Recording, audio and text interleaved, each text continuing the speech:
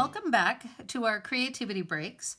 Today we are going to do a second style of pop-up, and you're going to need a piece of slightly heavier paper. You can make this work with a lighter paper if you want to, but it just doesn't hold as nicely, and this gives you a little more body. So if you still have the other half of that piece that was in your kit from yesterday, you can use that. Remember we talked about how sometimes if you bounce the paper gently, sometimes you can find which way it wants to fold a little easier. My paper wants to fold a little bit easier this way. So I'm going to go ahead and fold that in half, and I'm going to use the handle of my scissors to just give that a nice crease. So yesterday we did pop-ups with 2 cuts. Today we're going to do a pop-up just with 1 cut. And so what I'd like you to do, I'm going to make mine slightly higher. I'm just going to make 1 cut, not too big, not too tiny. And remember, I cut through the folded side, okay? So I made 1 cut, and it just went, what is that? Maybe a little more than 1/3 of the way across, not half. And I'm going to turn my page so that the folded side is on the top. And then I always think about this like a shirt collar. Here's the very end of my line. I'm going to fold this down, and you kind of have to manhandle it just a little bit. I'm going to fold that down so it looks kind of like the collar of your shirt. You don't want it too tiny. You don't want it too big. Just about like that. And you can practice on a piece of scratch paper until you get it right. Now, I don't know if you remember, but an important part of the pop-up is to exercise the fold. So I'm exercising that back and forth, same thing on this side. And then I'm returning it to the center. All right, so if you watched the video from yesterday, you probably remember, don't open it too wide. I'm just opening it a little bit. The bottom one, I'm going to push towards the bottom, and the top one, I'm going to push towards the top. And I'm going to do that again because that first time it can be just so uncomfortable and weird. So the bottom one, I'm putting my finger in the middle and pushing the bottom one towards the bottom and the top one towards the top. And I'm closing that up, giving it a nice crease on both sides. So let's see what happened. Oh my gosh. So I have this cool mouth. And it just looks like it's talking, doesn't it? Okay. So I'm going to close it back up. And you remember yesterday, if you watched that video, here are my folds. They're all folded together. I'm going to make 2 cuts, 2 little cuts, not too big. So about like that. I'm going to fold this up. I'm doing both of them at the same time. And I'm going to go back and forth, exercise that fold. Then I'm going to open it up just a little bit, and I'm going to pop those through. And again, that's something that sometimes it can be a little hard. I'll do that again. So I'm going to open that up a little bit and pop those through.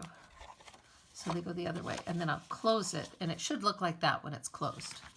And you can give it a nice crease so it knows that you really want it to live in that other direction. So let's open it up and see what we have. Oh my gosh. So now our creature has some eyes. And what I'm going to do, in your packet, I'm going to grab my little round circles real quick.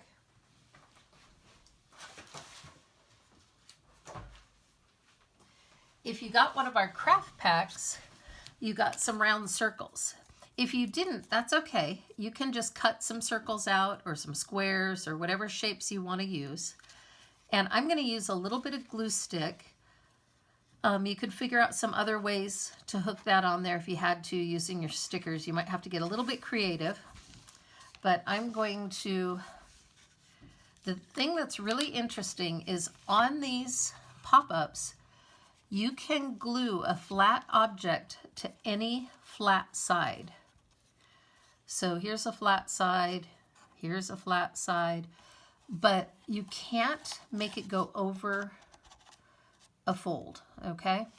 So what I'm going to do is It's kind of difficult to get glue only in that little section. So I have a piece of scratch paper here, and I'm going to fold it in half, and I'm going to cut out, I'm cutting on the fold, I'm going to cut out a little tiny square. I'm just going to tear that. So this is called a mask. And I'm making a little mask so that when I put my adhesive on that little spot, it's only going to go where I want it to. It's not going to get all over the place. So I put my mask on that one, and I'm putting it on, my adhesive is going on the rectangle that is closest to the lips, okay? Not up here, not down here, just on this little rectangle right here. And then I'm going to take my circle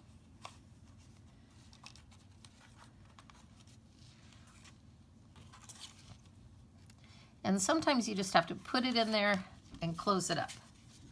And you can peek for just a second, make sure it's where you want it to be, and then hold it for just a couple of minutes, just to let that adhesive set up a little bit, because you really want it to stick. If you start drawing on it and doing all kinds of things before that glue is set up, and especially if you use white glue, you want to just let it set and leave it alone for several minutes.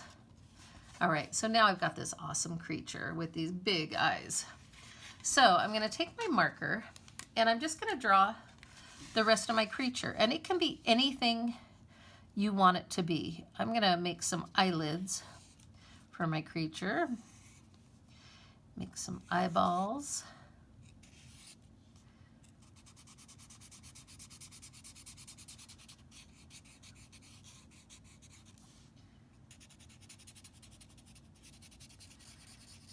and my creature looks a little forlorn, so I'm going to do some little, let's see, kind of messed that up, but that's okay. I'm just going to go ahead and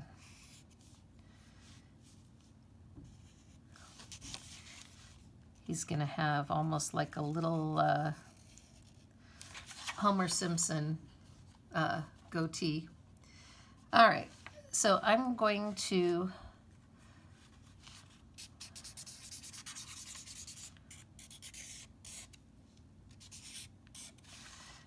my thing I think is going to be an ostrich. And it's a cartoon, so things don't have to be to scale, right? So you can have little tiny feet. I don't even know what this is. It's some kind of weird little, let's see, I'll give him a little wing here. And let's just give him another little wing like this. All right. So now he looks like he could be saying something, huh? So we can do a speaking bubble, or you could just write words all over. And let's say that I don't really like being able to just see air through his mouth. Let's put a red mouth behind him. So I'm going to take a little piece of red paper. I'm just going to tear it real quick. And I'm going to fold it in half. And I'm going to put, I like that a lot better. Now it's too long, so let's trim it just a little bit.